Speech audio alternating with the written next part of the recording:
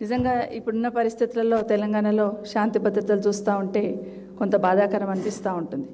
ఒకప్పుడు తెలంగాణ పోలీస్ అంటే దేశంలో మొదటి స్థానంలో, అందులో మన దక్షిణాది రాష్ట్రాల్లో కూడా మొదటి స్థానంలో నిలిచి దేశంలో మొదటి స్థానంలో నిలిచేది.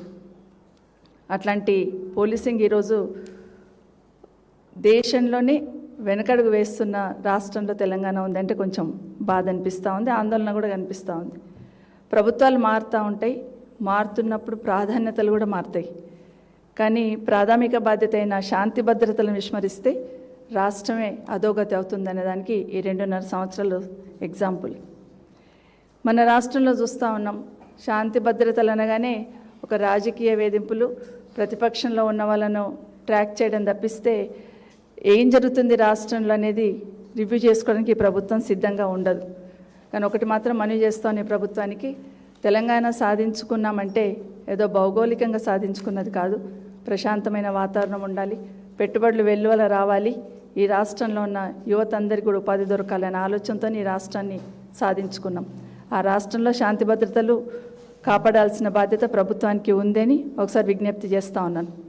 ఎందుకు చేయాల్సి వస్తుందంటే రాష్ట్రానికి ఎక్కడ ఏ చిన్న ఇబ్బంది ఉన్నా శాంతి భద్రతల విషయంలో హోంమంత్రి దగ్గర పరిగెత్తేవాళ్ళు. చీమ చిట్టుకుమన్నా హోంమంత్రికి వెళ్ళి చెప్పుదామనే యాంగిల్లో పరిగెత్తేవాళ్ళు. కానీ రాష్ట్రానికి హోంమంత్రి లేడని ఎందుకంటుందంటే ముఖ్యమంత్రి గారే హోంమంత్రి, కానీ ఆ బాధ్యతను విస్మరించారేమో అనిపిస్తుంటుంది ఒక్కొక్కసారి. ఎప్పుడు పోయినా కమాండ్ కంట్రోల్లో ముఖ్యమంత్రి గారు సమీక్షలు చేస్తూ ఉంటారు.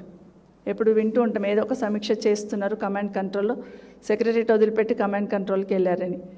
అక్కడ వెళ్తున్నప్పుడు ఏం సమీక్ష చేస్తున్నారంటే ఒక హోంశాఖ మీద సంబంధించింది తప్పిస్తే మిగతా అన్ని సమీక్షలు జరుగుతూ ఉంటాయి. రాజకీయ సమీక్షలతో పాటు అన్ని సమీక్షలు అక్కడ జరుగుతూ ఉంటాయి. కానీ కమాండ్ కంట్రోల్, పోలీస్ కమాండ్ కంట్రోల్లో కూర్చొని హోంశాఖను సమీక్షించాలనే ఆలోచన ఈ రాష్ట్ర ముఖ్యమంత్రి గారికి లేదని చెప్పడం నిజంగా చెప్పుకోవాల్సి రావడం బాధాకరం అనిపిస్తుంది. గతంలో కేసీఆర్ గారు